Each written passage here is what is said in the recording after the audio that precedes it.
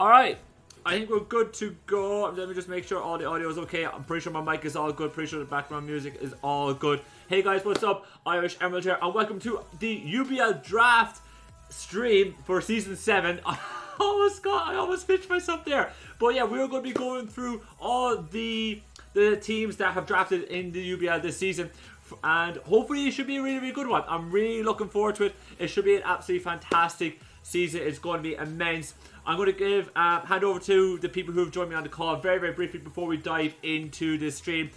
First, I'll introduce the last season's regular season champion, Aquarius. Welcome on board. Hey. And what's up? And on top of that, we have Sven. I have notes everywhere on this. Where hell have I written Sven's notes? Sven's notes are just not here, written down. What's going on? Sven's a very cool guy. He's a very cool guy. I'm actually disgusted. I thought 1, 2, 3, 4, 5, 6, 7, 8, 9, 10, 11, 12, 13. Sven is at Sven, forgive me. You're on the very, very bottom. But Sven, for anyone who does not know, is the regular season in the UBL off season. For those who may not know, some of other Sven's accolades include YCL Season 2 champion and PAC Season 1 champion. And he is making his main season debut this season, so it should be really, really good to see how he will do. Now, before I dive into chatting with the coaches, I want to bring up who do we actually have coaching this season for the UBL. If you guys want to know, which is the reason why you're here, let's slide on over to the slideshow really, really quick. As you can see, we have 16 teams right in front of me here. Out in front, we have JV, coach of the Atlanta Victinis. Oh, by the way, what you see here is the draft order as well. After that, we have Incal, coach of the Boston Syndicates. Matt O'Shea, coach of the Montreal Melodics. Automatic, coach of the Nijmegen Noseleaves. Myself, Irish Emerald, I should say, coach of the Wexford Waylords. We have Aquarius, coach of the Chicago Strength Staff. We have Grandmaster D.Rey, coach of the Los Angeles Guerrilla Tactics. After that, we have Pat Mack, coach of the Sacramento Sun / Root, coach of the New Jersey Broadband. Sally Mumble, coach of the Austin Tauros. Razor Claw, coach of the Townsville Tyrannotars. Goldoa Dragon, coach of the New York Empoleons. We have Veps, coach of the Helsinki Dragons. Jack, coach of the Vancouver Titans. We have Sven, coach of the Uppsala Umbreons, and then we have under the radar, coach of the Maryland Terrapins. That's a bit of a mouthful. Now, guys, if you're a bit scary about what you're seeing here, don't worry. We're doing this team by team, not pick by pick. So this is not going to be arduous. It's going to be nice. It's going to be fun. We're going to be talking about each team individually rather than on a per pick basis. It's going to be really, really good. If you guys are interested in links to every single individual coach in the chat, !UBL in the chat, we give you a paste spin to the coaches. A link to a paste spin which include all the relative links that you need for the UBL this season. Coming to you guys in the call, Aquarius, I am going to start off with you. Last season you made your debut. You're the only coach in UBL history that has got in especially for the main league. We've seen it in D leagues and off seasons, but the only coach in UBL history that has went on the field in the regular season. Surely if you this season, you're looking to go one step further and become the champion. Yes, that would be pretty cool. I have my eye on those Vancouver Titans over there who screwed over my run last time. So I'm really trying to go hard here on this one. Any early season predictions? Do you see yourself going on the field entirely like what you almost what you did last season? No shot. There's like no chance I do. Fair enough. Sven, quickly over to you. You're making your main season debut here. What do you think? What are your expectations going into the season? To have fun, I'm using quite a few mons I haven't used before, or I used a long time ago. So just do my best, hopefully make playoffs, and try to do my best in playoffs. I like the fact that you're keeping to the morals of the game, whereas some of us are like, I'm here to kill lives and all that kind of good stuff. Anyways, if what the last thing I wanted to mention before we dive into is, yes, the one thing I definitely wanted to mention was that for the first time in a while, this has probably been the most stacked lineup we've had in a good while. And this is going to be a highly competitive league. It's not going to be easy. And I know we say that every season, but this season definitely there's a lot of big names and a lot of new names as well who have grown a lot in the community. But we will dive right in. First team we're going to be looking at is JV, coach of the Atlantic Victinis. JV voted the second most hottest guy in the UBL by our fellow coaches. He started off last season.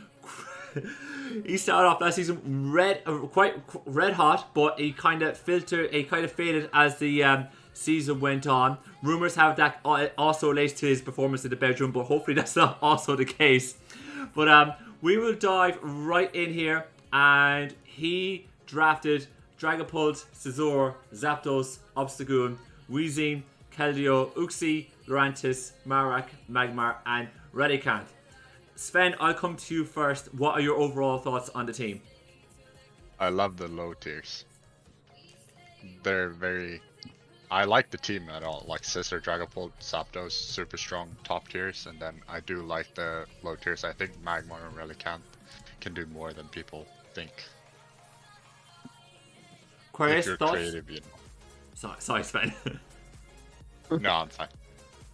I like the team a lot. It's a little bit top heavy for my liking, but obviously Zapdos, Dragapult, Scizor, great pivoting offensive core with like Flip Turn Keldeo. There's just a lot of like offensive pivots here. A few negatives though I see is like very kind of not limited hazard options, but no Spiker, for example, which is really nice in this game. A lot of the rockers outside of Uxie are Marowak and Relicanth, kind of low tier. And honestly, as much as like Sven is right, like some of these low tiers are like super great, I feel like going into most games, it's kind of obvious which 7 are coming, or which 6 out of 7 are coming. But I don't know, maybe I could be proven wrong. Marowak is the ground type, is a little bit off to me too. But I gotta say that those like top 3 are fucking horrifying. So I'm pretty scared of Jay no matter what. Luke Time in the chat mentions that Relicanth is the god pick. What do you guys think? I've never used it. Is it? You just click rocks and then you click head smash until you die. If you're lucky, you get a couple kills. Well, look, if it gets a couple of kills and it's the last pick of the draft, then it's not done too badly. But yeah, the fact that he's got pulse, and especially in Wi-Fi meta, it's very, very scary. So he's going to be a tough outing, definitely. I like Keldeo as well. I think it's going to be spooky, but I agree with Aquarius. You kind of know what 7 are going to come. Maybe 8, and then his last 4, you're not too sure what's going on. You know, it's very matchup dependent. Any other words, you guys? Fine. Perfect. Moving on, we have Incog, coach of the Boston Syndicates. This is Incog's second season in the UBL, and unfortunately, it can only get better for him here. He went winless last season, and unfortunately, he is the only coach in UBL history that has gone winless. So this is going to be very, very difficult for Incog to get any worse. Essentially, it can only go up from him from here. And he has also had a very interesting draft strategy, as you can see on screen now, where he has elected to maybe have gone slightly low tier at the start, especially considering he had the second pick, and have a more balanced overall team. He went with T-Tar, Snorlax, Swampert, Sylveon, Lycanroc, Gengar, Buzzhole, Bronzong. It's not Appleturn, it's the other grass dragon type. What is it? The Appleton. Apple pie. Thank you. The pie. Rodent Fan and Cutie Fly. Aquarius, let me jump to you. Thank you, Rue, as well, Appleton. Aquarius, I'm going to jump to you quickly. The draft strategy of not drafting a very high tier Pokemon and having a more balanced side, especially considering Incog had the second pick, is that maybe a way too risky of a strategy considering the very top heavy offensive meta that we have seen this gen? So I love Incog, and I do enjoy that strategy when executed correctly, but I do think to some extent this team does not do that. There's a lot of, if you're gonna draft more in the middle of the pack, you got to make sure you have like your potent offensive mons first that you can still build around. The thing that Incog did in this team is that his top 4 were just kind of like slow, semi-bulky, bulky offense attackers. And while those are good, I feel like they're better in support roles than like standalone roles. So it kind of puts this team in an awkward position where like he almost like built the support for it and then like slapped on the mons that are actually going to be doing like the most offensive work later on when he didn't even know what they would be until like round 6 or round 7. So while I do respect Incog and I respect what he's going for, I think this team just looks a little bit too weird and a little bit too weak for me overall. I don't think it has like a huge offensive potent punch outside of like Gengar. You know what I mean? So, Buzzwole doesn't always have the right matchups. Tyrannotars slow, Swampert slow, Sylveon slow. Like, I think this team may get 1 or 2 wins this season, but I don't look at it to the same level that I see Jay's team and see those like, top 7 mons. Sven, knowing that Incog used Sand last season and went winless with it, would you have thought that maybe he would have gone with something different and had maybe a different weather, considering the lack of success he had last season using Sand? It isn't always like the Sand's fault, Sometimes you like running Sand. Maybe last year's Sand team was not super useful with Sand, like it maybe lent too much into Sand. This is just T-Tar and then it's the Lichen Rock that's the abuser. So you can run T-Tar without the Sand on Nerve, and you also can run. I also think that the medium, like it's not super offensive, the top tiers, but I think there's a lot of setup potential, and I know that Incog likes bringing unconventional sets. So even a defensive Pokemon might turn offensive, so I'm just looking forward to what he'll do, Could be interesting. Part of me thinks maybe he got seduced by how well Dr. Slacking used T-Tar in the last main season, but Sure. we'll see. Quick shout out to the chat. OP Jasmine, thank you so much for coming out. Arctic Sniper D-Watt, thank you so much for coming out. Long time no see. If you guys have any questions, not just for me, but for the panel that we have as well on the call, let me know in the chat as well. We will definitely filter the questions across to our esteemed panel. Next up, we have Matt O'Shea. He is the off-season champion, and he is making his full season UBL debut. It feels like Matt has been around for so long, but he's never actually competed in a main season in the UBL. So this is going to be his first real outing here, and we'll see how he gets on. You never know. His team, as you can see on the screen, ladies and gentlemen, is Garchomp, Clefable, Galarian Slowking, Savali, Ferrothorn, Raichu, Crawdaunt, Butterfree, Vanillux, Rapidash, and the Mantine. Sven, you kind of look at what Matt has drafted here. You would have to say his first 3 picks with Garchomp, Clefable, and the Galarian Slowking, and then matched with the fact that he got Ferrothorn so late in round 5, definitely gives a matchup headache for most teams this season. Yeah, the offensive power and then also the strong backbone of the Clefable, the Slowking, and the Ferrothorn is super hard to break. Them 3, and I think Slowking is probably, in my opinion, like a top 5 mon in the format because it's so offensive but still so good at sponging hits, and also like it deals good damage. Like if you compare to regular Slowbro and Slowking, it's more offensive. I think those are more passive, and I love the Crawdaunt if he can make it work. Speaking of Crawdaunt, Aquarius, probably one real wall breaker that does often get overlooked while in drafting, simply due to like potentially its weaknesses and its lackluster speed here. Do you see Crawdaunt doing a lot of work here on Matt's team?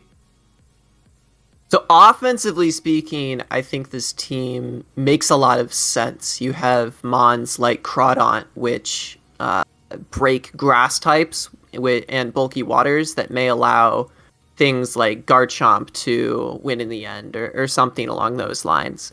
So from an offensive perspective, I think it makes a lot of sense. But for me, I feel like it stops there because it's like, even though he has defensive mons like Ferrothorn, Clefable, Slowking, I actually think this draft is going to be forced to be run offensively more often than Matt O'Shea would like, because he really doesn't have a lot of great offensive or defensive switch-ins to certain typings. Like if you look at Earthquake in this team, outside of Butterfree, there's a big over-reliance on something like Mantine in order to deal with that. So I think even though this team looks offensive, and I agree with you that Crawdaunt opens up a lot of offensive holes for some of his other things to take advantage of, I don't think I can say the same on the defensive side of things. But it's Matt O'Shea, and he can make anything work. So we'll see how it goes. Well, he has the Silvally to fix the holes. True, but you never want to force Silvally into like a specific typing every single time. That would lead me into my last question. Do you think on this team that Silvally is probably forced into one role most weeks, being a support defog parting shot role here, in order to maybe make this team gel successfully? Who did you ask me? Yeah, we go. Yeah, Sven. Sorry, I left it open ended, but Sven. Okay, yeah. No, I think you can do whatever. Like, it depends on what you bring in the bottom end of the draft. If you need it to be defensive or not, in case you bring the more defensive mons like Mantine, and you can also bring defensive Rapidash. I did that a lot in the off season. I really think that's underappreciated for Rapidash. Then you might be able to have it more offensive with maybe Swords Dance, Flame Charge, but yeah, I think it's going to be a defogger most of the time, because otherwise the removal options aren't great on the team. And parting shot's just good, you know? Yeah. And I do think he probably will be forced into that. Luke Time says Savani needs more things that deal loads of damage, but D.Rey also believes that he has Butterfree, so therefore he cannot lose. He has to win, simply because of that. Actual. Butterfree's broken. Look, if I see that thing quiver dancing, I'm running. 2-hit KOs a Celesteela. Let it be known. It's real. Terrified. I'm terrified. You better be. Moving on, we have one of the OGs in the UBL. He's been here every single season. He's also one of the main folks behind the scenes running the UBL, and that is Automatic, coach of the Nijmegen I was about to say Love Leaves, but Noseleaves. And I did all the good work in actually pronouncing the hard name correctly. But his team, as you can see on the screen, consists of Tornadus Therian, Mamoswine, Yoshifu Rapid Strike, Porygon Z, Registeel, Whimsicott, Drapion, Quagsire, Espeon, Lickitung, and Electivire. Sven, coming to you first. What are your first impressions on his draft? Very hard-hitting breakers in the Porygon, Urshifu, and the Mamoswine. But then also kind of passive bulk in the Registeel, Quagsire, and then I guess those are the main defensive. Yeah, Lickitung, but Lickitung, well, you only use it versus the Spectrier, so probably. Right. But then Torn, I really like Torn. I used it recently. Nasty Plot this gen is just so good, and yeah, has pretty decent speed tiers, I think. But I'm a little afraid of the passive bulk on the team. Aquarius, knowing Otto's kind of playstyle, in that he likes to basically slowly chip away at a person, you pivot around them, and then eventually, break through them. Do you think that maybe even despite the fact that his bulk is quite passive, he has enough tools here for him to be able to utilize his playstyle correctly?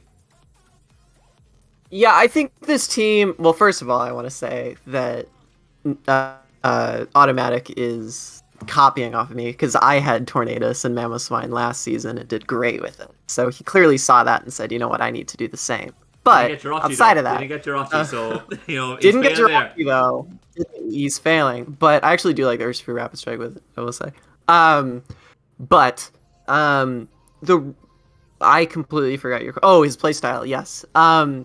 So I agree with Sven. I think that certain mons like Registeel and Quagsire have the capacity to be very passive, although something that someone like Vepsis would say, who loves Registeel, is that Registeel is definitely less passive now than it has been in previous generations with like Iron Defense Body Press and things like that.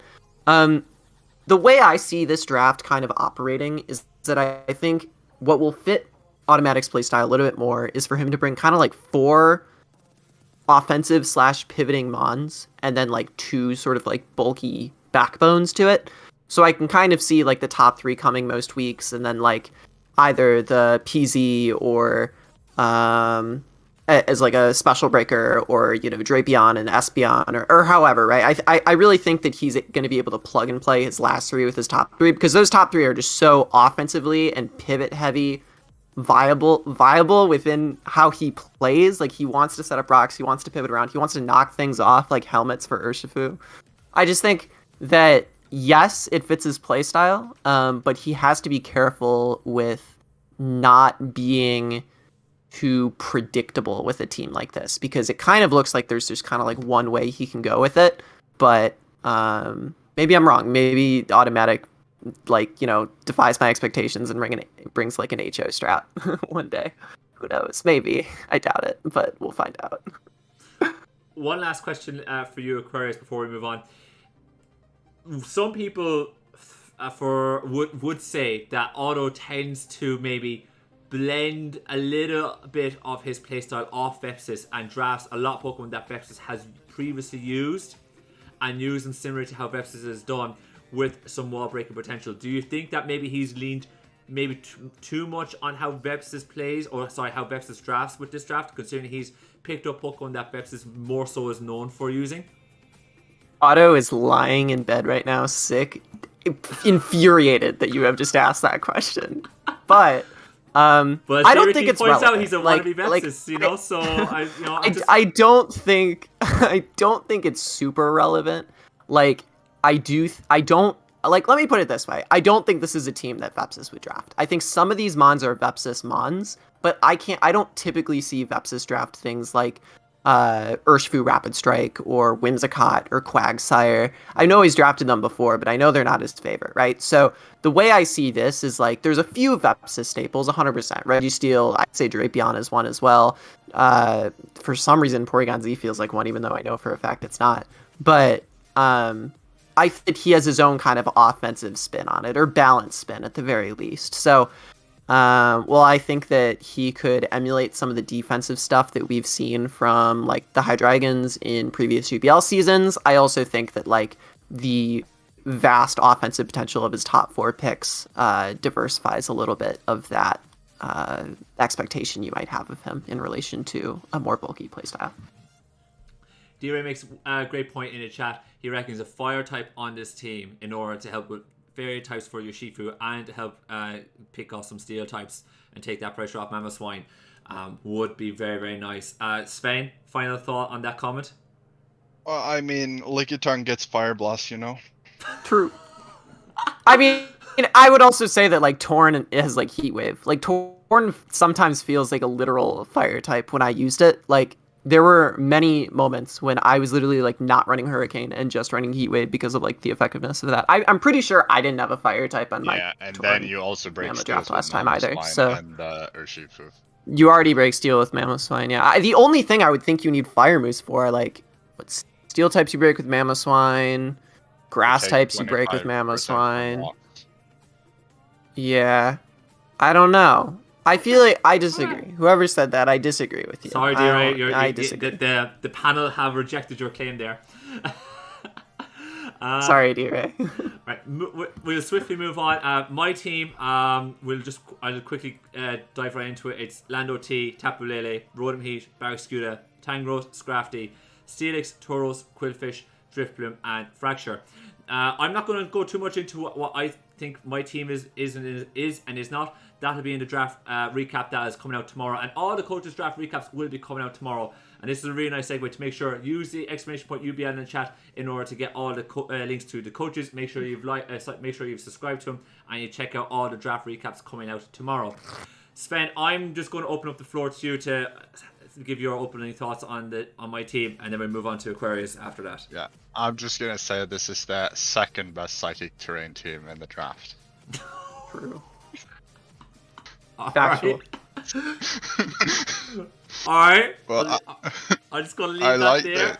I'll leave that link Yeah, there. yeah. Fair enough. Alright, okay. But it was more of a joke, but yeah, I love Lando, always good. Rotom Heat, Lele hits like a truck. I like the Barraskewda, but like you didn't pick up the Underrated. I don't know. the drizzle, but yeah, you have manual rain on a couple of these mons, and you have the double rain abusers. I love me some Quillfish, and also Drift Blim, really nice. People underrate it. Yeah. I'm liking how Veps thinks I did well this time, so I'll take that. That's enough validation for me. Aquarius, briefly, quick thoughts on the team. Yeah, well, I definitely didn't help you as well draft this team. Definitely had no part in this one, so I'm not biased. But I like what some of this team has to offer. Obviously, I think without question, you got the best top 2 picks of the draft. Like, the fact that Lele fell to you round 2 is nutty and terrifying. On top of that, one thing I really struggled with in CGT when I had Landorus Therian was swapping into offensive rock.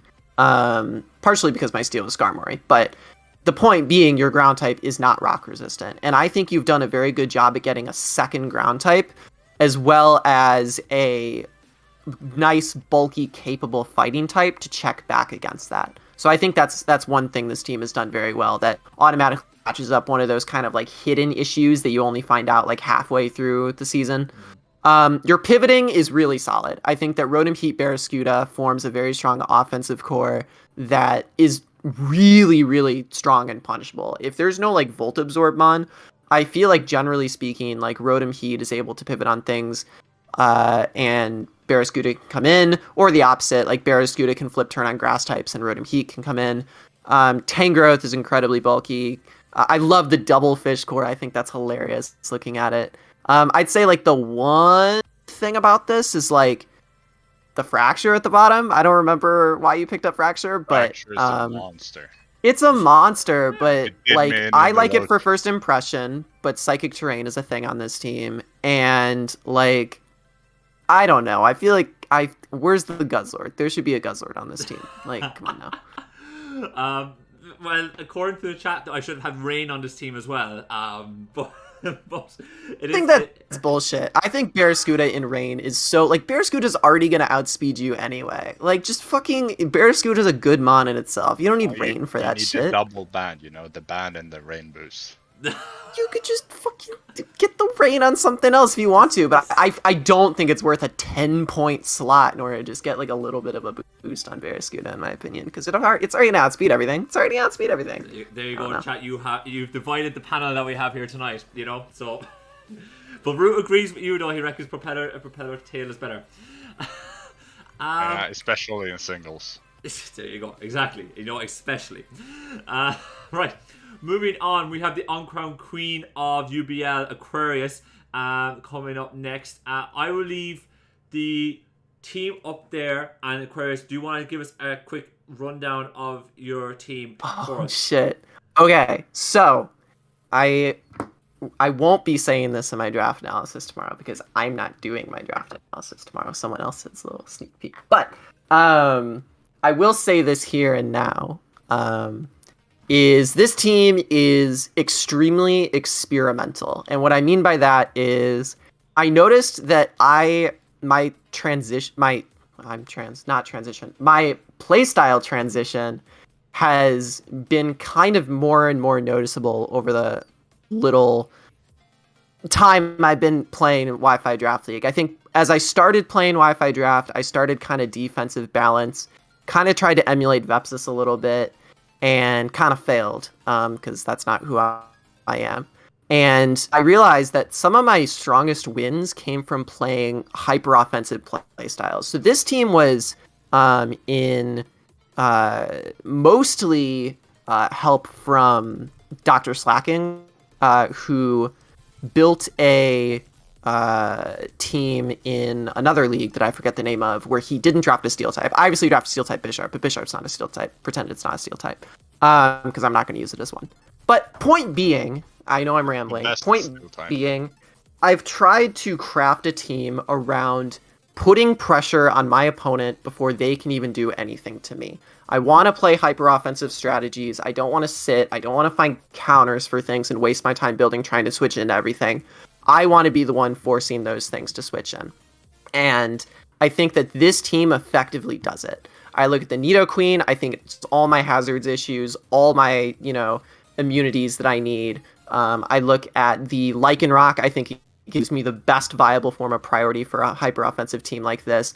I look at the combination of Bisharp and Chandelure, which give both incredibly potent physical and threats that I can get pivoted in from things like Flip Turn Primarina and Thundurus. I look at Maractus and a Selgor, which give me two different options depending on matchup on how I want it, like which spiker I want to bring. The only thing I have a big question mark on this team are like Beware. Which I don't really know why I picked Beware. Really I'm not slandering it. I've just never used it before. So, and I don't know how it fits on this team, but I really hope it works. Like, I really want it to work because Bewere's a funny looking boy. Yeah. If you look like into it. the calcs, it's really nice. You can deal Yes. with 1/1 you want, however. Yes. I also, the other thing too is one last thing is Matt told me that, okay, I told Matt that if he brought Maractus more than half his games in CGT that I would draft Maractus, and I didn't think he would take me seriously, and he actually did bring Maractus, and he made finals and I didn't make playoffs, so what does that say about me? But also, like, now I have to draft Maractus, so that's the other reason. Just a few comments from the chat. Luke Time says he does not like the Selgor pick, but J-Rick has said that he does like the team quite a lot. Gravy reckons the 12-point Primarina round 2 is an absolute steal. It was wild. Oh, yeah. And before we move on to D.Rey, who's joined us in the call, we'll bring him in a moment. Sven, any parting words before we move on to D.Rey? No, this team looks it looks like something I'd draft myself, actually. I'm so excited. Because I like finding the bulk in the lower tiers and then having, like... Yeah. I'm looking forward to seeing that Evolate War Turtle come. Yeah, and I'm really excited to test the team out against week 1. I don't know if I'm allowed to say this. Week 1, I played Vepsis, which is like absurdly hype, and I get to test this team out against like a really, really good player. So I'm hoping. The only thing is that I probably would have liked a Wish user on the team. Otherwise, what? Why do I need a Wish user? To get the Nidoqueen back to full health after you've used it to break in the early game. I guess that's fair, but like I'm gonna be making every turn like 20 turns, or every game like 20 turns. So once I take damage, I'm not getting that damage back. But hopefully that's gonna be the same for my opponent. Like, I don't know. Like, I definitely agree with you that it would be nice, but also at the same time, like, I just want to go crazy offensive. Should have drafted Wish Pikachu. That's true. That's fair. Maybe I should free agent for it. You're 100% right. My bad. I just wanted to say that that there is one particular set. Please introduce yourself first, please, so everybody on the stream knows who you are. It's Dr. Slacking, the Slacking Doctor, guys. Yeah, exactly. No, when you get COVID, it makes you American. That's been very distressing. But I just want to say that there was one set here for Chandelure that we kind of workshopped in a very late night Discord call, and I'll be watching every week, just counting down the weeks until I see that set used, and that's all I wanted to say. Tell it to me. I want to know. Oh. No, it was in a call with you. I told you that one Chandelure thing, and then and you got very excited. Oh shit! I know what you're talking about. Yes, yeah. There you go. Yeah, I got you, King. That's all. Go ahead. Perfect. No worries. That was Root, ladies and gentlemen. All right. Root, you're sticking around? Yeah, I'll be here. Perfect. All right. You're welcome to the panel. Sorry for my phone ringing. Moving on, we have D.Rey who's joined us on the call. Voted the sexiest man in the UBL by our fellow coaches, by the way. D.Rey went 5-4 last year, but missed out on the playoffs due to his differential. D.Rey, obviously, the aim for you this year has to be for this season has to be to go one step further and actually make it into the playoffs and into the postseason. Damn, there's a big old UBL band-aid right across my forehead, and Irish just ripped that shit right off from the very get-go. What's going on, beautiful people? Thanks so much for having me on. I will say before I say anything, you guys are an impressive panel. There's so much different personality on here. It's just so much fun to watch. You have the Aquarius, I don't know, I think it's good person. And then we have Sven, the one that sounds like he's in bed, giving the best analysis. And then Irish being incredibly professional. So it's all good stuff. All good stuff. Glad to be here. Right, we'll slide on over.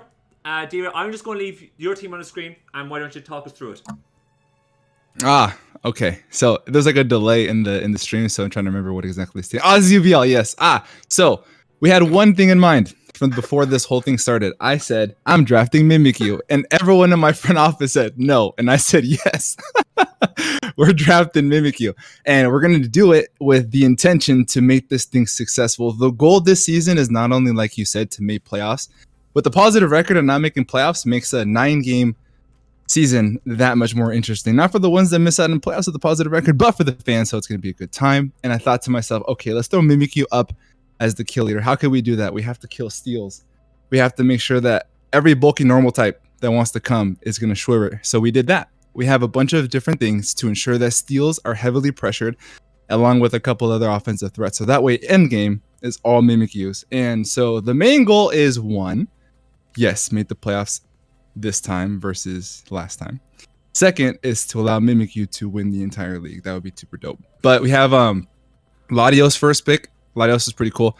Haven't gotten a chance to use it. Very strong, very fast. Cool speed tier off the get and runs defog. Yes, Latios defog is a thing. And then we wanted to get rid of the fairy types for Latios. So we picked one of the best fairy killers in the game, which is Nidoking. I've always been a big advocate for Nidoqueen, but my friend Miss Aquarius decided to take that right before I got a chance to do it. So, well, I actually, no, I wanted to get Nidoqueen first. No, I wanted to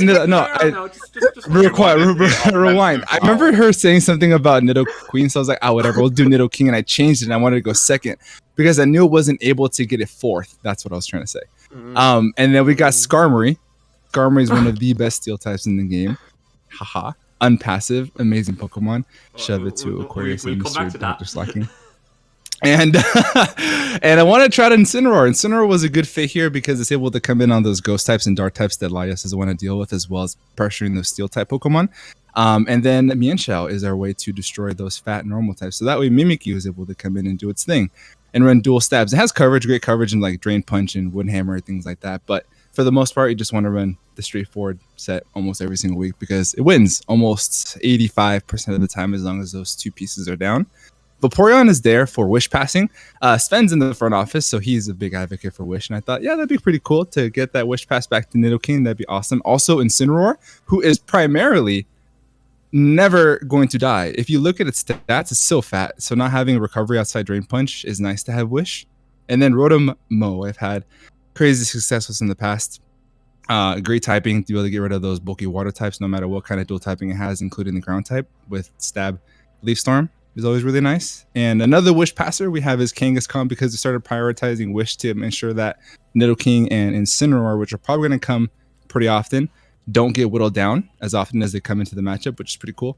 And Sneasel is there for speed. Baby Weavile, crazy strong, even though it's under base 100 attack. I think it's 95. But with the Life Orb or Band, knockoffs into Icicle Crashes or Triple Axles and Ice Shard can, save you the game if you have a Dragonite in front of you and it's about to sweep you. One Ice Shard keeps you from losing. So super valuable pick there late in the round. And then this last one, fun fact, I wanted to get Charjabug and I knew I wanted Charjabug because there's only 1 point in his webs. It's a very slow pivot web mon. You can come in, get up webs, Volt Switch out, bring in your threat. Very nice, very bulky. And Matt Mr. Matt O'Shea decided to pick it up. And I got into them DMs. I was like, bro, you can't do this to me. So I picked up Butterfree and traded it to him. So super glad I was able to pick up Charger Bug there. But yeah, super excited for this team and super excited to see if I can maybe get on top of the kill leaderboard. Amazing. Thank you so much for that, D.Rey.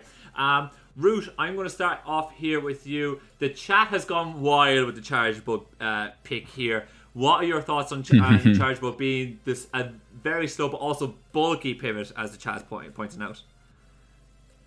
Yeah, it was a little bit controversial in the coach chat. Obviously, a bunch of people love it, and certain people kind of feel like it's been telegraphed, like it's on the team, like you know what it's going to do, and it kind of doesn't do a whole ton more than that. Obviously, like it's going to come down to a lot. I've seen a lot of people use it really well, and then yeah, a couple people just kind of use it as a suicide lead, and it doesn't do much else.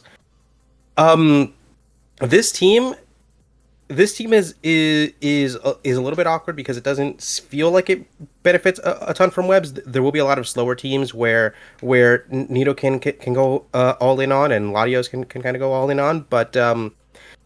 But as far as speed goes, it's going to be difficult to see. But I am excited about it. I definitely love a Charge Bug pick anytime it's there. Awesome, brilliant.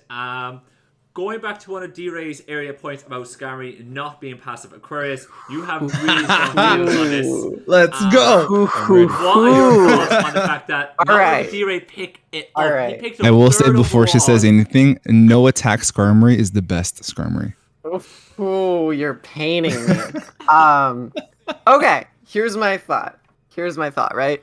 So, on principle, I shouldn't like this team, because I fucking hate Skarm, and Incineroar is the ugliest Pokemon of all time. And honestly, I personally don't understand the Charge-a-Bug hype, but I can appreciate the, community love for it. However,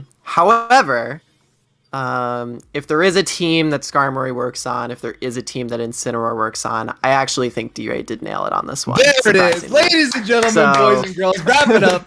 It's all done. Everyone go home. The reason I say that is because it seems as though a lot of the things that Skarmory places pressure on teams for, i.e., not being a rock resist, for example, right? I think D.Rey has handled that amazingly. He has one of the best offensive fighting types in the game. He has one of the best offensive grounds in the game that can punish things like that.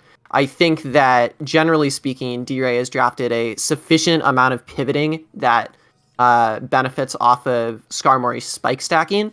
I would say my one hesitation with how Skarmory gets run on this team, though, is that I don't think it should be used on this team as a wall. In fact, I don't think this team should be really walling anything. I think it should be serving as a balanced playstyle that can come in on things that it does really well against, for example, a Landorus or a Rillaboom or a Garchomp, and just setting up spikes upon spikes upon spikes, which helps, as D.Rey said, Mimikyu break things like steel types over time, or break things like, I don't know, bulky grounds over time as they keep coming in and racking up that spikes damage. So I like Skarmory for that purpose, and I think that it actually fits on this team more than it does on other teams. So D.Rey, I commend you. You made me not hate Skarm on this team. The one time I'm going to bring, and if I end up locking in playoffs pretty early, the last game, I will say here on stream, if I run a weakness policy, weak armor set, I will put Aquarius' face on the thumbnail. And she'll be so excited about it. Feel about that?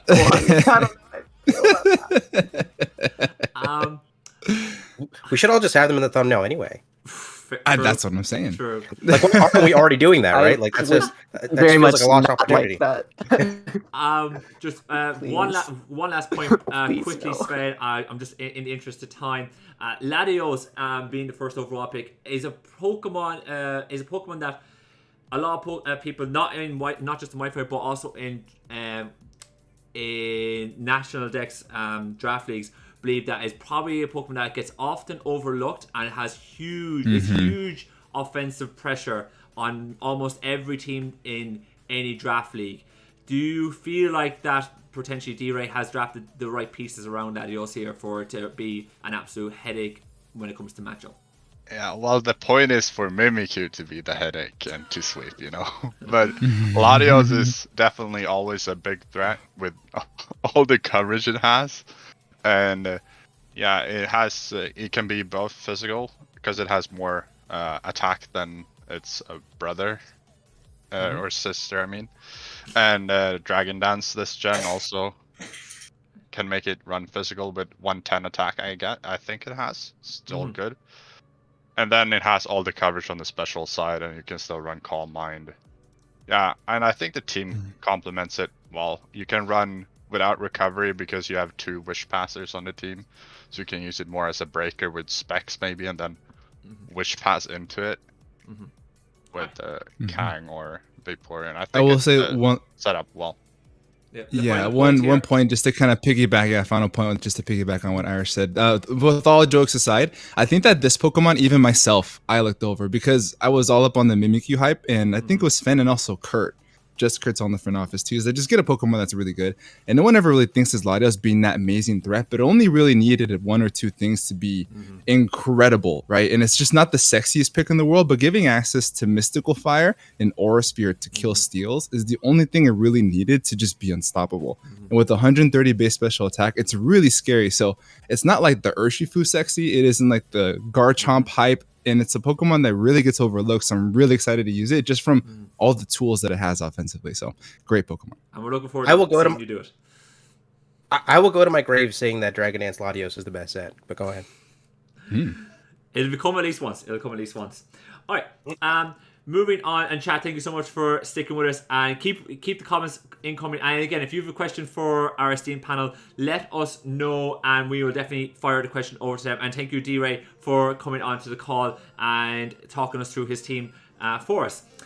Next up, we have Pat Mack, who is making his UBL debut. He's made an awful lot of waves in the drafting community in the last year or so. He's after winning the YCL in season 3, and hopefully he can carry on that form into this season.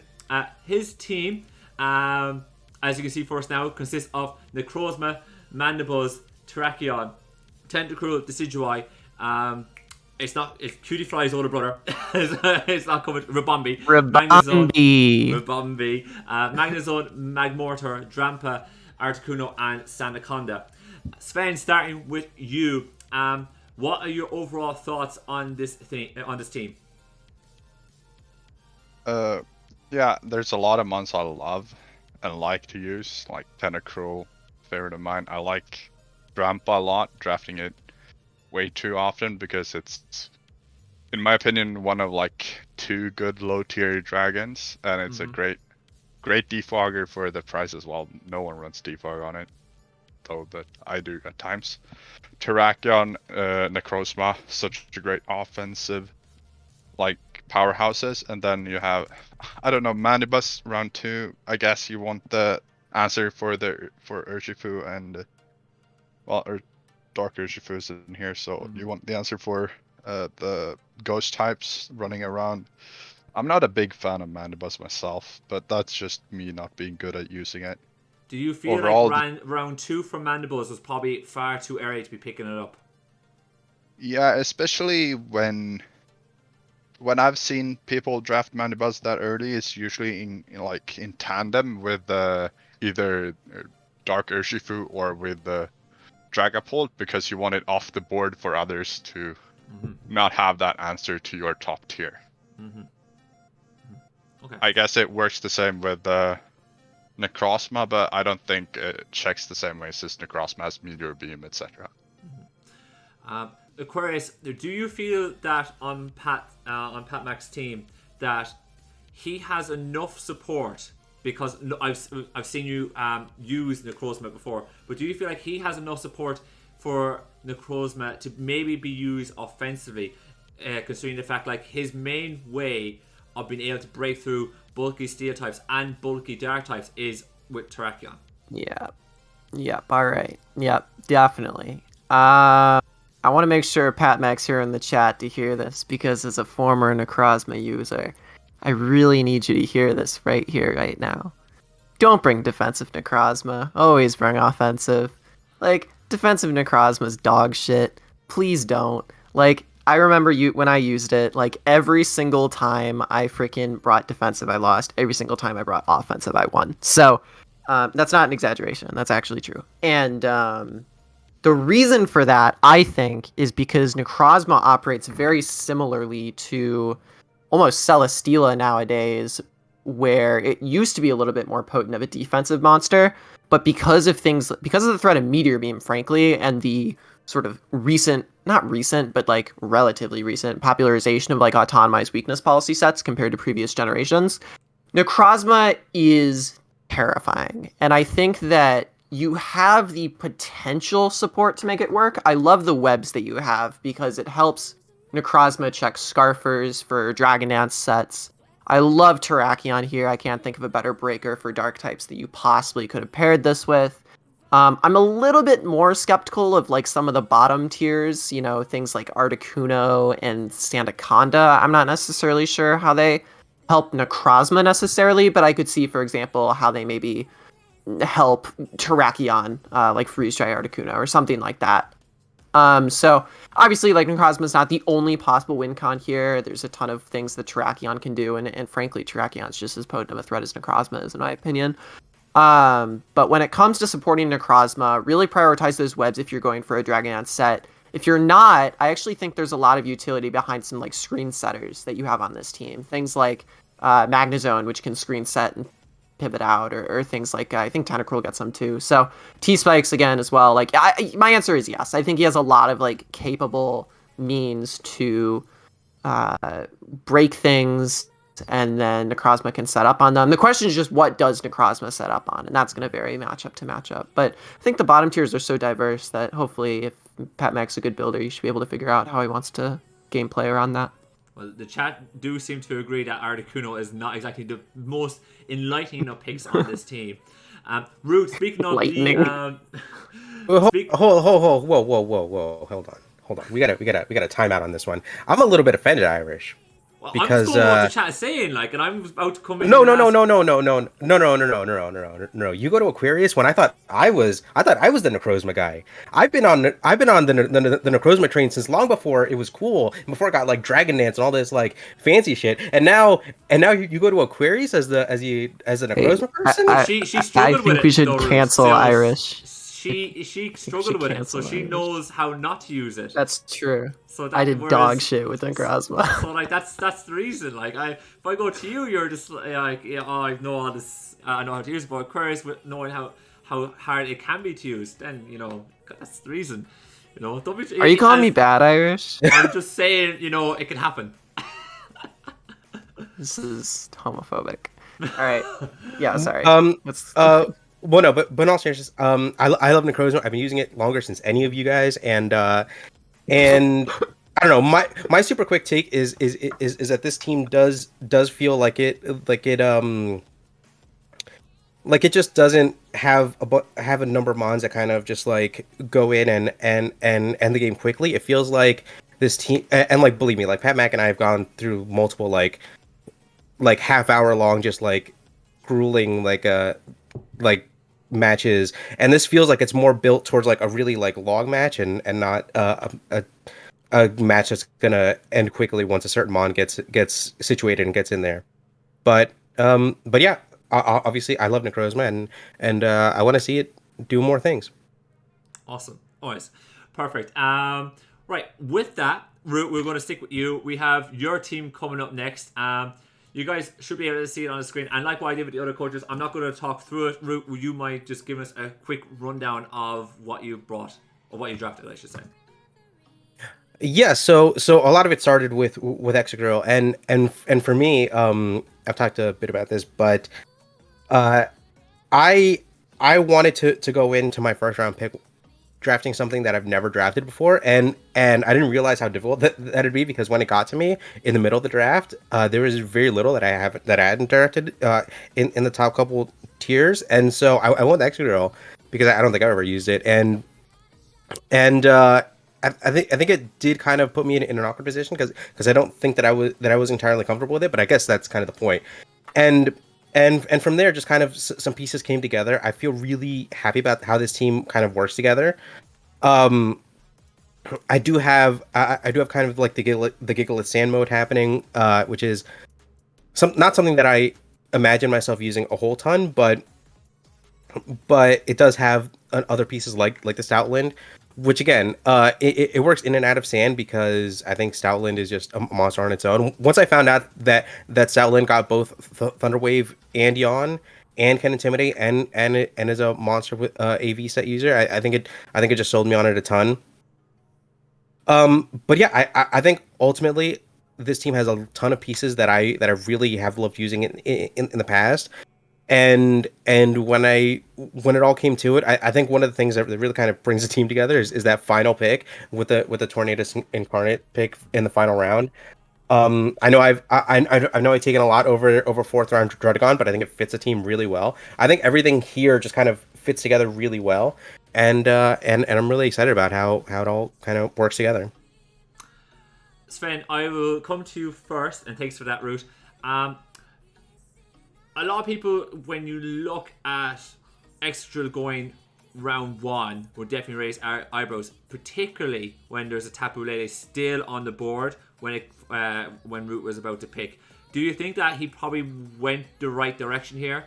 I know he was trying to be a little bit more unique and try something new, but do you think he maybe had went in the right direction, particularly seeing as how he has been in the UBL for so long and has yet to really make a real finals push? I mean, I wouldn't pair Excadrill with T-Tar. I've done so twice myself and failed miserably both times. Gigalith or Baby Hippo is definitely the way to do so. And I love Stoutland. I drafted it like 4 times last generation when it still had return. And yeah, the utility of it is also great.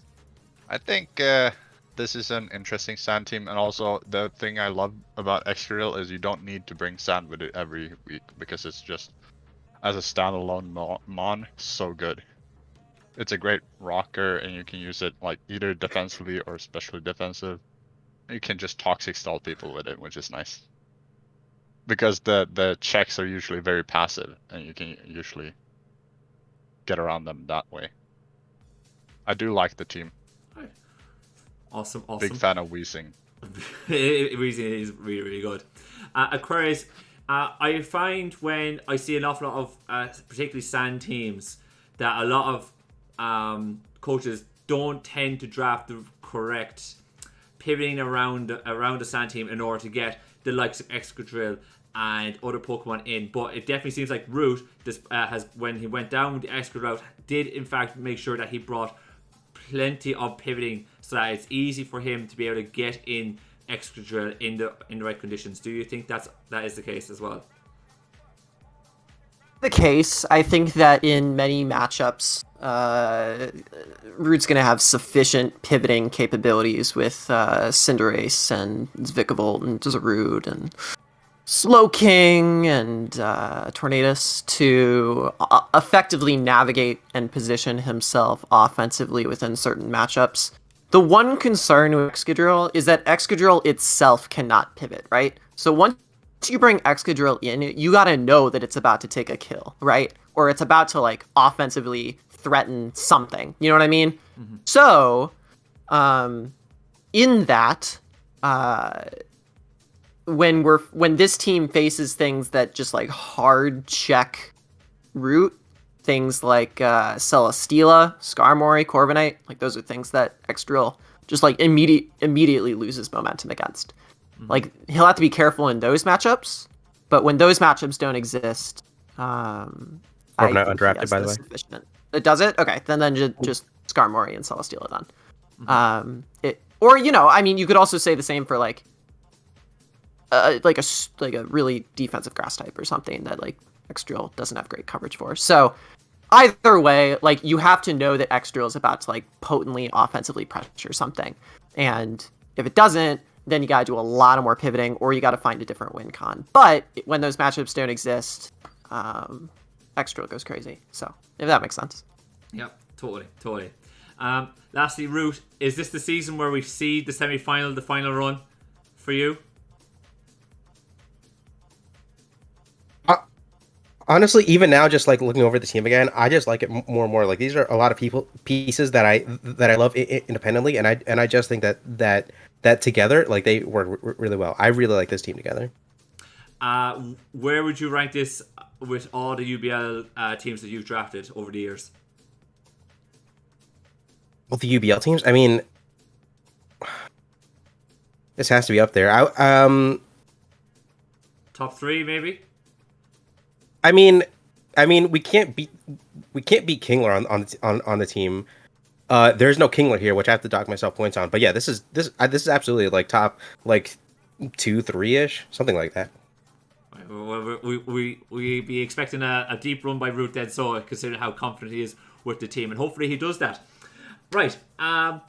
Moving on, we have Sally, coach of the Austin Tauros, and he is also making his UBL debut.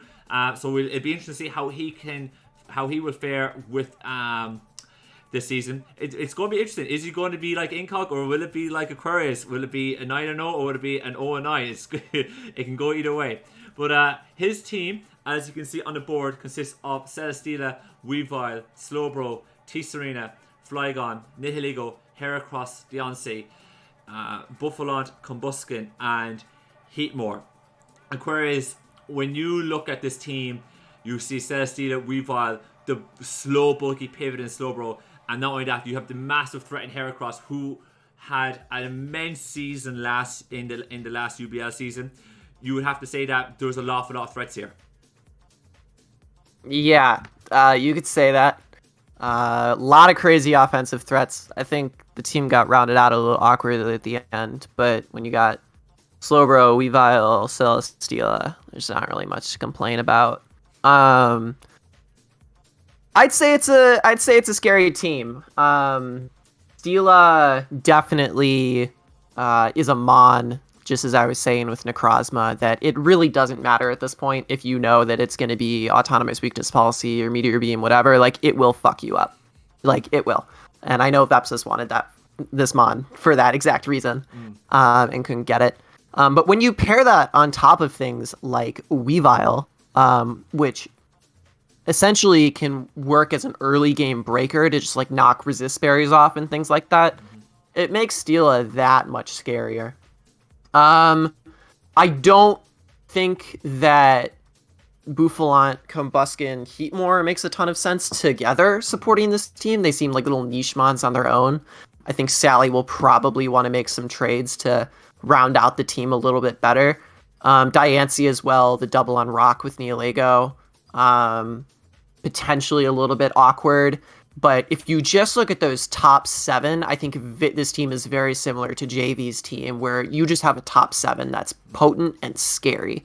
And I think that this team will definitely take a lot of lives just by sweeping, frankly. I mean, there's so many sweepers.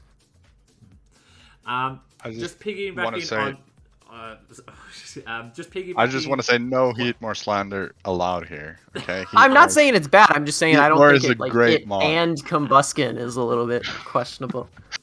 And, Combuskin is kind of questionable. Yeah, just piggybacking on that for a moment, and the chat also agreeing. The fact that we see Combuskin and Heatmore together is a little bit crazy.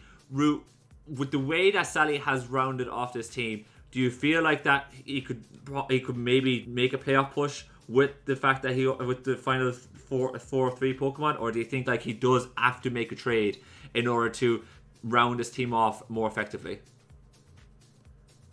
Well, I mean, I do think that the last 4 are individually good Pokemon, but yeah, they just on the team together, they feel really weird. Like what I want to know more than anything is like, what does Heatmore bring to the table that Combuskin doesn't already, and vice versa, and I think over time he's gonna think that over, and he's probably gonna come up with something, or he might just double down and give us a reason to believe in it. But yeah, I have to admit it does look awkward. I would probably try to figure something out with my points, but yeah, it's tough. But either way, chat, just looking at this side by side, my team and his, what do you think is the wilder take? fourth round Druddigon or fourth round Serena? Go. Back to you. We'll leave that for the chat to comment on. Sven, I'm going to ask you, seeing Sally's team here and seeing all the other teams drafted, where do you think he will end up at the end of the season? I have no clue. I've never seen Sally not draft Coco and Mamoswine. So I don't know if he's capable of battling without those two. Jokes aside, he has the best mon in the format with Celesteela. So I think Celesteela, easy playoff candidate, just because of that one mon, you know. Playoff It's a candidate, hard but not carry. playoff guaranteed. Is that correct? Yeah. Perfect. That is Sven's prediction on that. The chat, I reckon that the fact that Druddigon went fourth round is the wilder take. Although D.Rey disagrees, he reckons T-Serena going fourth is wilder. Awesome. Right, we are going to move on. And next up, we have Razor Claw, coach of the Townsville Tyrannotars. Razor made his came into UBL in the off season. He took over a team, and we are very glad to welcome him into the UBL main roster. And hopefully he can do well. Looking forward to seeing how well he can do with not just a clean state, but also a team that he has drafted. And speaking of the team he has drafted, you can see it on the screen now. He has Zero Aura, Scolipede, Latias, Cobalion, we did say that the Irishman was going to mispronounce names, and that was one of them. Moltres, Comfy, Sharpedo, Golisopod, Licky Licky, and the Stunfisk. Yeah, say Serena again, Irish. T-Serena. Hey, look, I'm trying to be professional here. I'm trying. Failing, but trying. Sven, why don't we start off with you? Your initial thoughts here on this team? I do like the. I think I've actually had the core of the first 3 mons on this draft before, some time ago, and they're really nice. They're like kind of fast, but I think Latias is a little bit bulkier than you'd want it to be. So it's not as offensive as you'd hope. You miss out a lot of KOs. But Zeror is a threat, and Scolipede is nice, even though I mainly find success using it as a suicide lead with spikes and T-spikes, because yeah, it's kind of hard walled by certain mons, but it can definitely make do. Has a lot of hazards on the team. I feel like the bot is it's not a team I draft. I wouldn't say, but I can see it work. Just I like a lot of recovery on a couple of the mons. Sven, you're a big fan of the recovery. Yeah. Big fan. Longevity is the most important part.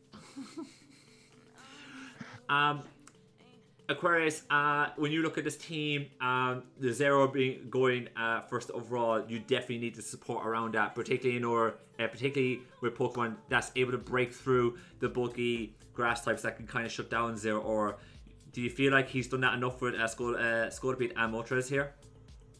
Sorry, you cut out completely. What was that again? Just very quickly, do you think he's drafted enough support around Zero to break through grass types? Yes, he brings Golisopod constantly. Like, he'll probably bring that every game. So I think that, like, having that's pretty nice. Moltres is probably one of the best breakers for grass types. Big criticism is, like, the Runerigus. Like, it's a pretty shitty ground type when you're trying to get rid of grass types, because it just kind of baits them in for free, and then they can click Synthesis. So and we all told him that before I drafted it too. Yeah, so hey. I mean, I've drafted Runerigus like 4 times. I think it's good for what it's worth. You just don't have to, like, you know what it does, and don't expect it to do something else. Just piggying back off on that one, Root, do you feel like going for Unerus in the 5th round was perhaps far too early, and he could have perhaps maybe made another move and postponed drafting the ground type for a little bit later?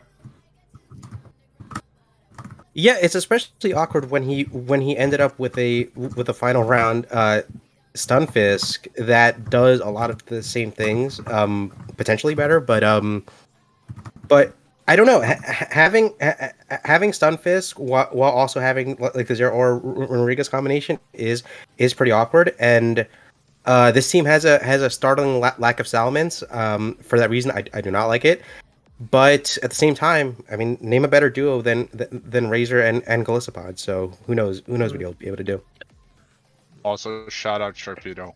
Great mod. Yeah, the chat are like And Razor uses it well too. Razor loves Sharpedo, so I think that was calling out in the chat. To be fair, the chat were definitely had eyed out the Sharpedo and Comfy as well as like two like low tier threats that we definitely have to watch out for as the season goes on. Moving Ben on. will never let me live down the Sharpedo thing. Right, moving on. Next up, we have Goldora. Goldora is making his re-debut in the UBL. He made his first debut in Season 3, and after 3 seasons off, he's coming back in for Season 7.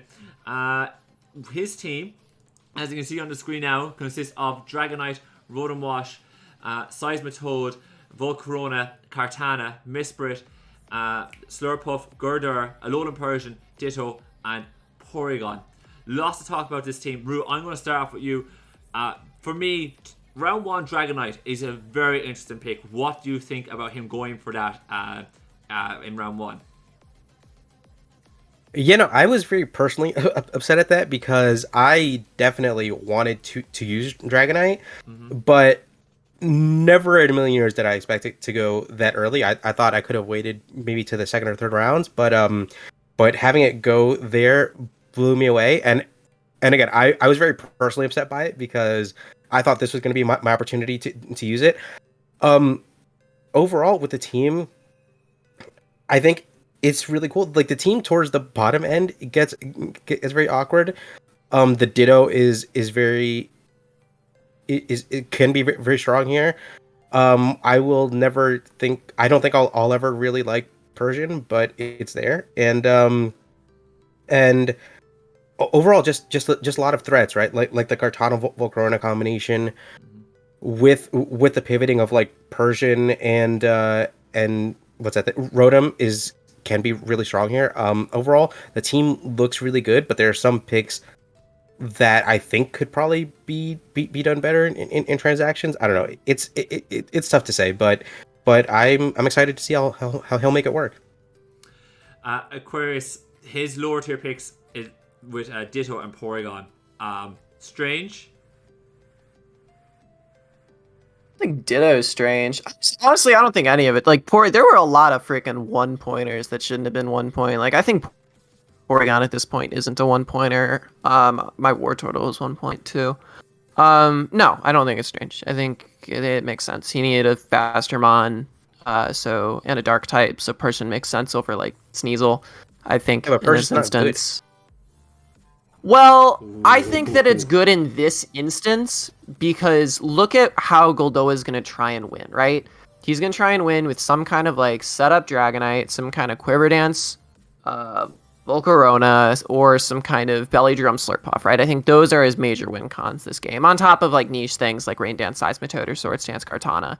And having Parting Shot support for that seems kind of nice, in my opinion. Like, I think that could be really helpful if you could get like a Parting Shot in on something, sack something, and then all of a sudden you can set up in front of something that's -1 in both stats. Almost like a quasi-memento, if you so think about it that way. So I think Persian makes sense here. I think Ditto makes sense here to prevent other mons from setting up on him, especially when he has like Seismitoad, which can be questionably passive. And I think that, just as you said, even though Persian might not be a really good Ghostregis, that's probably why Porygon is a decent thing. Awesome. Well, he's gonna run Blunder Policy Nasty Plot Rotom every week if I've seen his videos, from before. When he drafted Rotom Wash. If that works, the hype. He never misses when he runs Blunder Policy. That's why he runs it. The one time you actually are looking for the miss. Sven. See, if it were me, it were me, I would just bring my ghost anyway and roll the dice every time. Sven, very very quickly. Luke Time in the chat has mentioned that Cartana with 2 things to stop it. It looks very, very good. When you look at his team overall, the Dragonite, the Volcarona, and the Cartana, who do you see as that? Who do you think is more than likely going to be his main offensive outlet this season? I think the Dragonite and the Volcarona are more going to be setup sweepers or breakers, and the Cartana is going to be used to clean up games. So I think like he's going to try and chip things down, and then he's going to try to get an early lead, and then Cartana comes in and revenges and just try to get the sack game on his side. And Cartana can easily snowball if he gets the ship down, which I can see him easily do with these kind of mons. He has quite good defense, and then the offense hits hard, so it would put things in range of the Cartana, you know? I think Cart's going to be the big kill leader here. There you have it, folks. Cartana be the kill leader, but other Pokemon to do the breaking for him. And Godot in the chat, standing by the fact that a blunder policy makes moves stop, makes moves 100% accurate. Actual. Godot, I lost the game because of that philosophy. You taught me wrong. When it hurts, it burns, man. When it hurts, it burns. Okay, and again, we welcome back Goldor into the UBL. It's great to have him again. Now, Vepsis is next, coach of the Helsinki Dragons. Vepsis, 3-time UBL champion, has made the UBL his own, but unfortunately had to leave mid-season last year due to unforeseen circumstances. So it'll be interesting to see, can he regain the crown that he never lost. His team, as you can see on the screen now, consists of Tapu Koko, Victini, Hydreigon, Roserade, Landorus Incarnate, Metagross, Klotzer, Frostlass, Greedent, Throw, and the Barbacle. There's loads to talk about this team. Root, I'm going to ask you first. Is this the team that will help Vepsis regain the UBL title? Or do you feel like the fact that this is such a new style of draft that Vepsis has never tried before will be his undoing and will potentially cause him to falter towards the back end of the season? I don't know. I think this team is too good offensively to not do a baseline level of well. Although you'll never convince me that Hydreigon is a good mon. I've hated using it every time I've had to use it. But I mean, the fact is that it kind of fits here, right? Because I mean, he has mons off the ground when he needs it. Hydreigon resists a lot of things that he needs it to, and everything fits here together really well. Even squeezed in the Greedent, which I am convinced is going to do a lot of things here. I can't wait to see how many weeks it runs rest, sleep, talk, but as well as throw. Jesus Christ, could he have more rest, sleep, talk abusers here? He has electric terrain. He's never gonna freaking he'll figure it out. rest He's gonna talk run on this telepathy. game. No, he's not. No, he's not. He'll figure it out. I have a proposal. And that proposal to Vepsis is going to be to prove the haters wrong and run Rust Talk 0 times this season and just fucking win because I know you're capable of it, okay? So it's not even listening to this. Yeah, there you go. There you go, Kang. All right. Perfect. It's not bad running Rest Talk. No, it's not. But I think, he's gotten a little bit of this reputation, a little bit at this point, at a level that is, like, not deserved. Maybe it was deserved at the start of the gen, but not anymore. Especially now drafting Electric Terrain plus Victini plus freaking Hydreigon. This team is baller. This team is the greatest team I've seen on the draft so far. Out of all the teams we've seen so far. And here's why. I take back what I said to Irish. I actually think that Vepsis got the best first 2 picks in the draft. Oh, and then Irish comes in second. All right, okay. Here's why. Fine. Here's why. Victini can have electric terrain boosted bolt strikes against all its water type checks. I think Hydreigon pairs insanely well with these. I mean, this is a pivoting core that there's very little for in general. And then as you look to like Landorus and Metagross, rockers that support this pivoting core, Klotzer I've seen, Vepsis use very well. A Spike Stacker in Frostlass, like I picked in the similar vein with the Selgor. Greedent, is Greedent. I think that's just something Vepsis has wanted to try for a while. Throw allows him to kind of work within a little bit of what he's familiar with, but I don't think he's going to be running Rest Talk Throw as much as he's going to just be running like offensive Guts Throw or something like that, I think.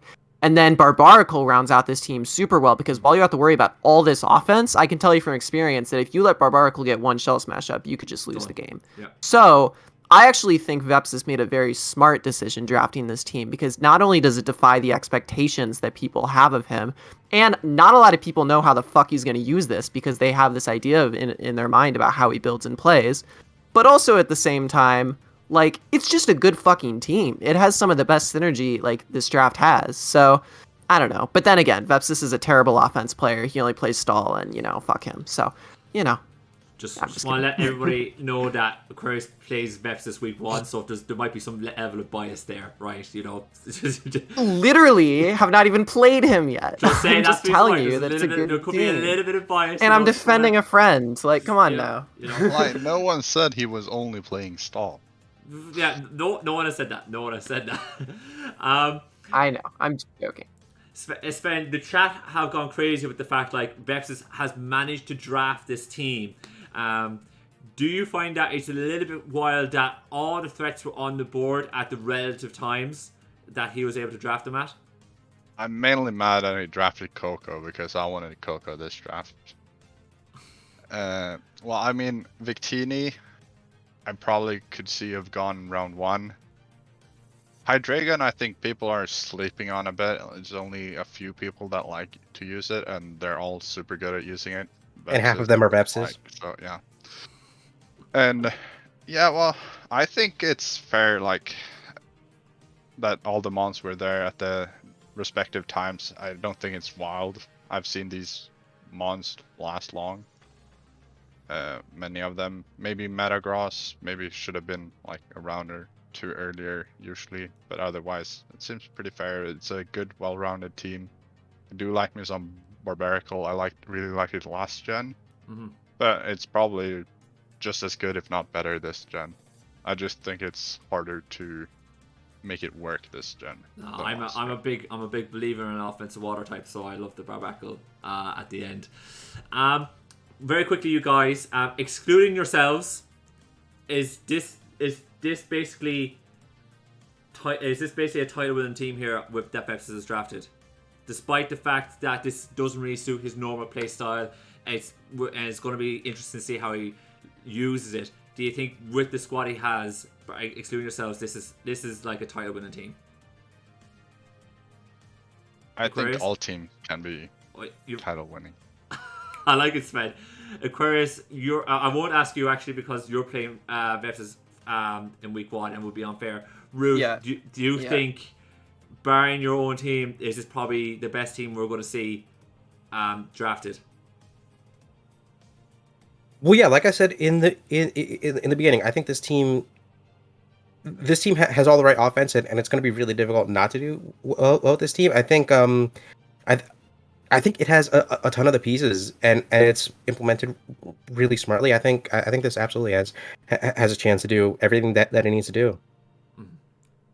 Awesome.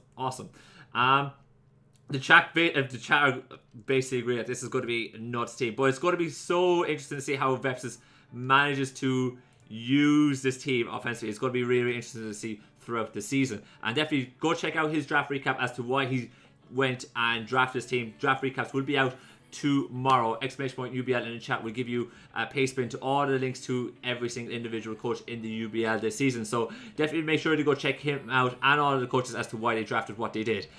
Now, moving on, we have Jack/Gravy, the current reigning and defending UBL champion. We'll move on. His team, as you can see on the screen now, consists of Aegislash, Curum, Crocodile, Togekiss, Starmie, Blaziken, Jolteon, Thawaki, Araquanid, Lopunny, and Regirock. Aquarius, a lot of pundits would say that Jack basically was handed a league title because Vepsis unfortunately had to dip out. Would you say that this season we will actually more than likely see what Jack is more capable of. The fact that he's had to draft his own team and hasn't been gifted a title-winning team by Vepsis like last season. I mean, I don't know. I feel like Jack earned that title pretty damn well. But I think that this team is scary, and it definitely gives Jack the possibility to, like, do it again. You know what I mean? Like, I think that the top two here are terrifying. Kiram and AG Slash.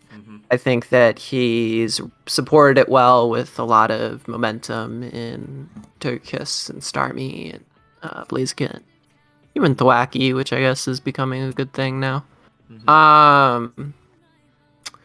Yeah, I think the team is gonna look really well. It looks pretty good. It looks really good. So, oh, fuck you, Gray. Oh. Anyway, sorry. I saw this thing in chat. Yeah, this team's scary. Scary top two. Good rockers. Charmy's a menace. Great pivot options. Maybe a little bit light on the rockers or hazard setters in general. I don't know if this team really needs webs, for example, but Arachnid's a good mon too. Whatever. It's a good team. And I think it has the potential, but I don't think it's the best team here. I just think it's a pretty strong draft in general. So obviously we got to see Jack's play style help him out a little bit more here. So, you know. Sven, you look at Jack's team there now. One Pokemon that wasn't mentioned, but was mentioned in chat, and I do agree with Jay Ricky here, is that potentially Togekiss might end up being a hidden gem on this squad and could potentially do very, very well. Do you feel like Togekiss complements this team very, very well, and do you see it performing well for him? I mean, Togekiss is good on any team. Just spam Thunder Wave, and then the opponent never moves again. No, but jokes aside, it's a good defensive, good support mon, also good offensively if you run it that way. Serene Gray's great ability. Good defogger, you can wish pass if you need to. Like, it's so good at so many different things that it's gonna be able to do exactly what the team needs each week. And I feel like the top 4 mons, they're so good on this team that you can slot in 2 of the last 7 pretty easily, and you have a good team each week for any team almost. And pretty balanced at that. Brilliant, perfect. Moving on to you finally, Root. The chat did mention that Jolteon is pretty much a garbage Pokemon here. I would potentially agree with the lack of coverage as well. Do you feel like Jolteon is enough of a threat here with his speed that, you know, people, opposing coaches would respect it and would try and outspeed it enough, or do you feel like coaches will not give Jolteon enough respect and will ignore it on this team, and therefore it's basically a null and void pick here?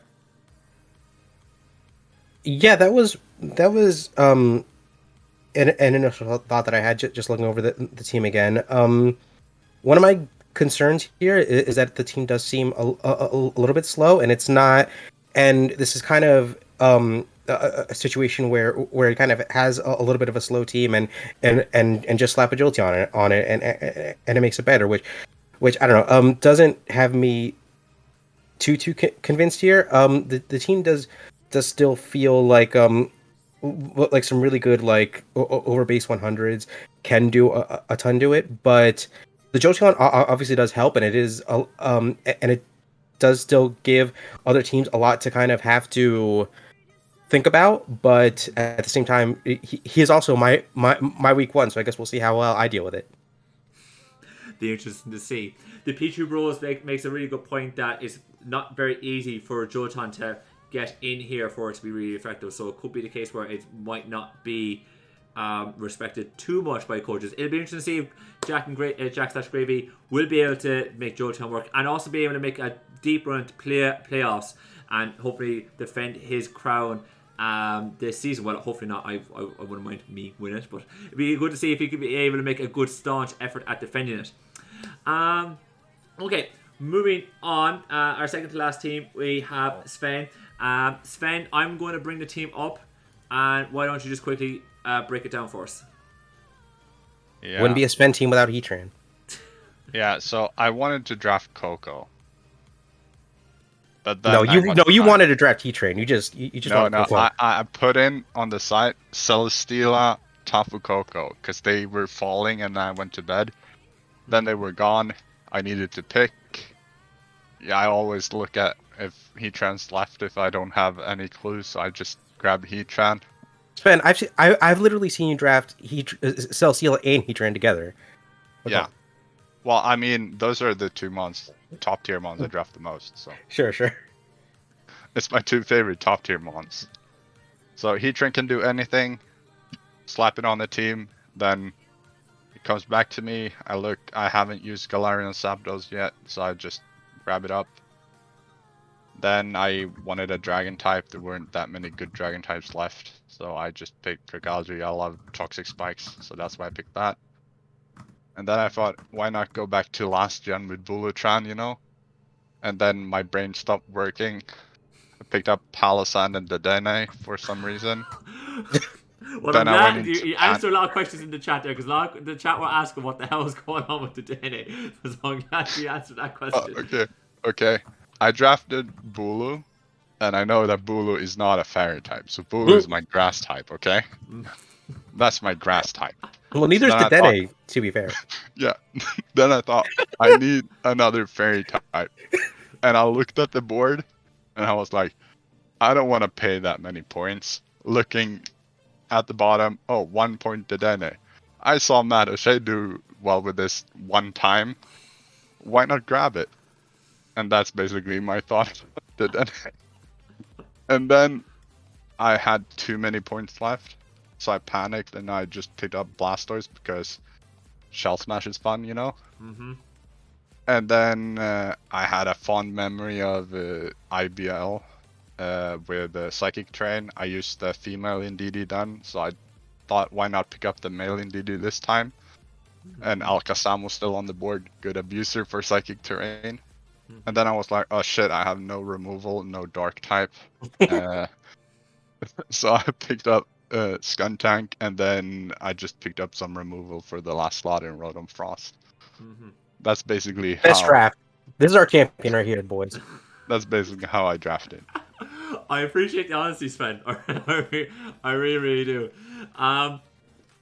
Aquarius, you look at this draft, there's a ton of things you could ask. I gotta ask, maybe, is he going to have to over-rely? Is Sven going to have to over-rely on Bulu coming most weeks in order to nerf the EQ spam on this team, considering the fact that other than the Galarian Zapdos, he's going to have to rely on Rotom Frost to come in and be the ground answer? Wait, I'm sorry. For a second, I really thought you were going to say, is he going to have to rely on Dedenne? But go on. I'm sorry. Go on. No. I think that Sven has a lot of great answers to ground types, from Alakazam to Dedenne to Heatran, that make it a very viable team from my perspective. No, but in all seriousness, Grass Terrain's a thing that like forces you to build a little bit weirder. Like, take Garchomp, for example. Garchomp looks pretty decent into this team if Bulu didn't exist. But since Bulu exists, it has to run Stomping Tantrum, which is a dog shit move, instead of the other one, Earthquake. So it does weaken ground types. Do I think it completely like neuters them? Not really, Okay. given like high horsepower is like widely dispersed a little bit more now, but for certain matchups it can be helpful. I was just going to say, let's be real. For like 80% of good ground types, you just switch Earthquake to high horsepower and Showdown. And that's what I was going to say, is it like it only That's your means team for, building like, it's done. only for like specific matchups, you know what I mean? So And then I switch in my Air Balloon Dedenne and just stunt on you with Grass Knot. that's kind of what I'm thinking, right? Because the real reason Grass Knot exists is to like boost Dedenne's Grass Knots and give Dedenne the ability to, you know, that don't what do get the kids boosted if it's say? on an air Go balloon, off. by the way. There we go. Yeah, true. No. It's not gonna be. It's gonna be what's it called? Grassy Seed. You can be Grassy Seed. Dedenne. True. Right, it's fun. We'll Alright, see. Good. Aw, thank you, King. the chat do love the Dedenne pick though, and a few of them have already said that they want Sven to go all the way simply because of Dedenne. It should be interesting to see how Sven's going to get along. It's going to be wild. Ruth, just to kind of come back to finalize it. I don't even know what to ask. There's just so many crazy things. What something that really interests me is do you think that potentially the psychic terrain here might actually hinder Sven more so than enable him, simply because he has to potentially rely on Bulu in numerous matchups to help with the EQ weakness, and therefore bringing the psychic terrain might open up the door for other people to punish him? Yeah, I don't know. The double terrain thing is really weird. I do like to believe that it'll help in some way in team building, like maybe just having the psychic terrain there will discourage somebody wasting a move slot on a priority move when it might not be the best for that week. Even maybe certain things like psychic terrain might open up like a hard shell smash Blastoise or some kind of crazy setup thing here. But overall, where a lot of teams I've kind of said like I like a bunch of the pieces here. Here, a lot of the pieces kind of fall flat to me, and I don't think they work together that well. But I'm excited to see whatever happens here. This is definitely one of the teams that I'll be excited to watch the most. Definitely, and it'll be interesting to see how Sven can piece all these bits and pieces together, and we all can't wait to see how Dedenne would perform this season. Right, the last team we're going to be looking at is by Under the Radar, and speaking of terrain setters, Under the Radar's team, as you can see on the screen, ladies and gentlemen, consists of Rillaboom, the Galarian Darmanitan, Blacephalon, Tapu Fini, Garbodor, Xatu, Lantern, Guzzlord, Sandslash, Hitmonlee, and Stakataka. Aquarius, considering that we were working on building this potentially, how do you feel about this team when you look at it? Sorry. Freaking scary. That's a lot of scary offense. The Rillaboom and the monkey, what's it called? Darmanitan. Terrifying offensive card. You could be like, ooh, what about ground types? But, or what am I saying? Not ground types, steel types. But just the fact that steel types are going to have to be constantly pivoting into like multiple U-turns from those, plus then Blacephalon come in and go like, psh, Fire Blast. Pretty spooky. I think that Finny helps this team out a little bit too, because it's one way to, well, it's one mon that beats Galarian Darm for one, so that's taken off the board. But it's a nice defensive backbone, I think, to a lot of this stuff. Garbodor, as early as it went, I think it makes sense. Any spike stacker would make sense here. Actually, a Sandslash too, so 2 spike stackers makes sense. Having the Hitmonlee Unburden thing works quite a bit. Guzzlord is my favorite Pokemon in draft. It works here. Guzzlord under Grassy Terrain's actually beautiful. Honestly, like tear-jerkingly beautiful. So I definitely am interested to see what Kelly does with this. Sven, coming to you, you have dual terrain yourself here. You kind of look at this team, you see that he's got the grassy terrain and the fairy terrain, but also with you having access to psychic terrain, do you perhaps see that there's a opening here for maybe you to bring the psychic terrain and have a little bit of joy against Under the Radar? Well, it depends. In terrain wars, usually you just want the terrain you have to, like, you want your terrain to be overwritten, so when you come in you get a fresh set of terrain, like multiple turns. You can abuse your terrain. But yeah, sure, you can like interrupt their grassy terrain with the psychic terrain. But yeah, I don't see the terrain war being too like influential. It's not as big as the weather wars, in my opinion. Okay. No, and to be fair, like I would agree with that. The weather war, several gens back, that was wild, and still can be. Root, just to kind of tie this off, as D.Rey mentioned in the chat, the fact that we have Rillaboom and Galarian Darmanitan together, that is a very scary duo. Do you feel like when it comes to two picks, Underrated may have potentially got, if not the best top two picks, but definitely one of the best dual picks that we've seen on the board? Well, I would go a step further. I'm just looking over now, and now like the whole stream can see pretty much everyone's draft. I would honestly say Kelly has a contender for like the best top 4 Pokemon in this entire draft. Just me like taking in all the teams here. I think you kind of got to look at Vepsis for best top 4. Gray has one of the best top 4s. Potentially Otto as well. Aquarius as well, but this top 4 you could put up against pretty much anyone and just have a monster time with. I think I think the second half does kind of trail off a little bit, but I think he just has so much there that that if we're talking about just having a top 4 that you can bring every week and just kind of revolve those final 2 pieces to kind of surround it, I think this team is incredibly scary and just has all the tools it kind of needs, and it just kind of can function in a lot of different ways, right? Like Garbodor's a mon that people have been liking more and more. Guzzlord is there.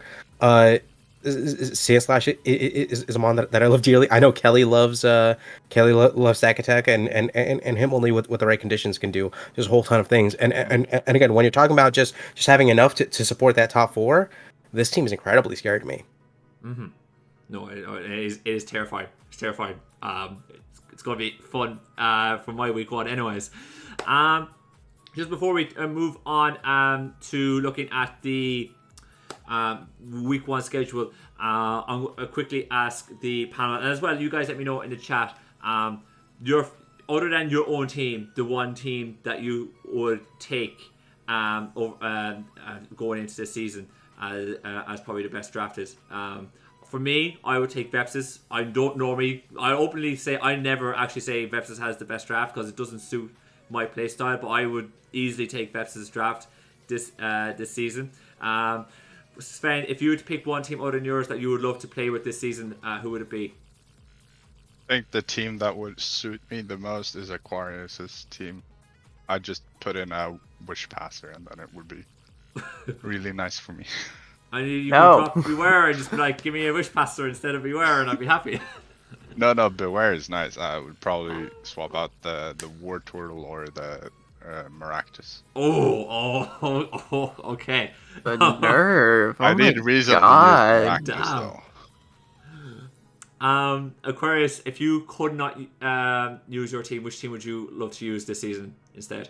It's a tough one because there's no other teams that are better than mine. I would probably say that I would echo you and say Vepsis, but I'll also be a little bit unique. I'm gonna say Sally Mumble too. I think Sally's team, if I could like trade those last 2 fire types for something else, would be hella fun to build with. So I'll go with that as my answer. Would you not keep one to shake things up, be a little bit unique?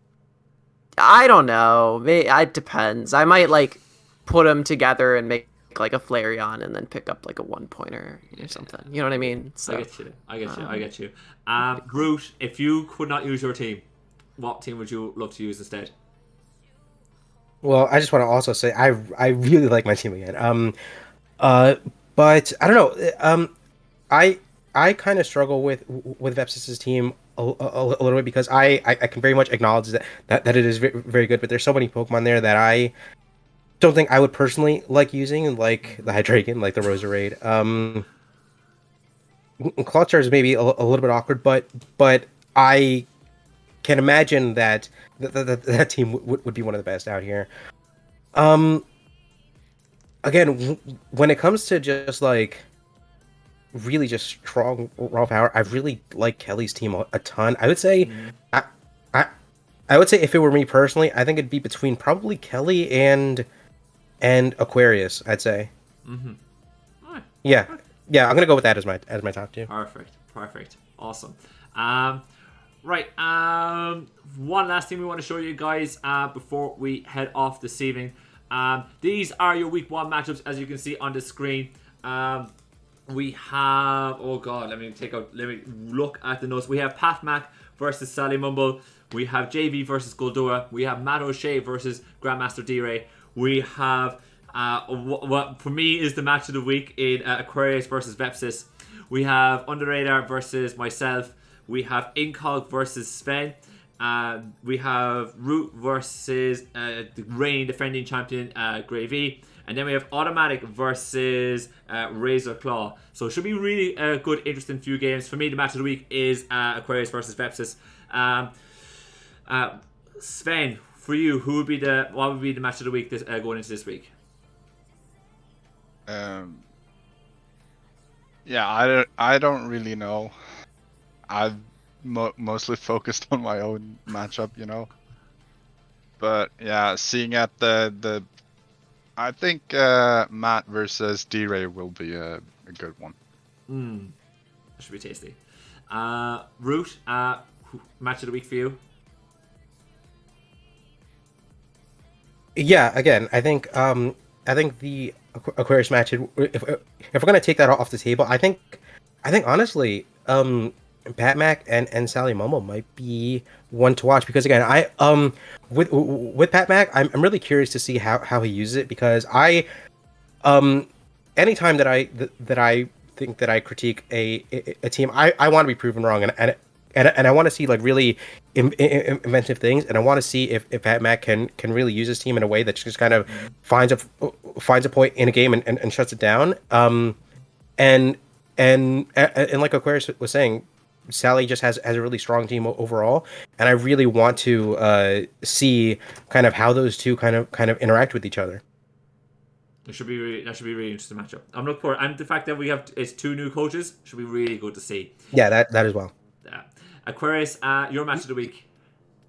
Yeah, I gotta echo Root on this one. Not just because seeing the teams match up will be very interesting, but also because both Sally and Pat Mac are 2 very up and coming. I wouldn't say up and coming, but they're players who recently both scored in the top 25 CGT Wi-Fi rankings and have clearly been shown to be players who are capable of taking championships, and kind of have been playing Wi-Fi in one area of the community and are definitely starting to enter big leagues like the UBL, and I'm excited to see what really both of them can do, because they are both incredibly talented players. There's a league that they've both won called the YCL that this will be a championship fight for, so it'll be a really, really cool match to see.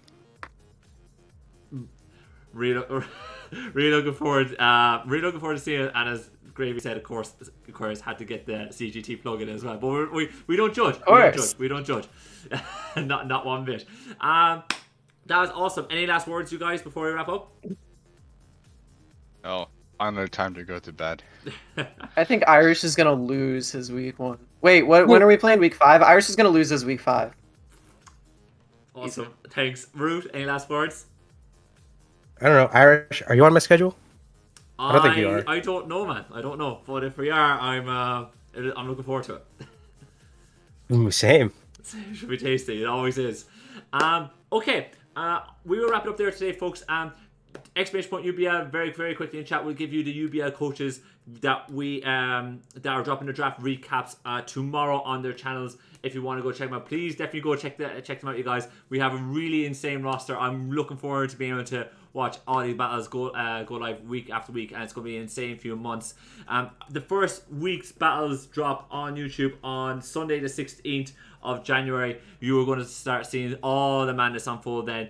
But until then, hopefully you guys enjoy the stream. Thank you guys so much for coming out. And yeah, I'm going to leave it there. As always, thank you guys so much for watching, and we'll see you next time.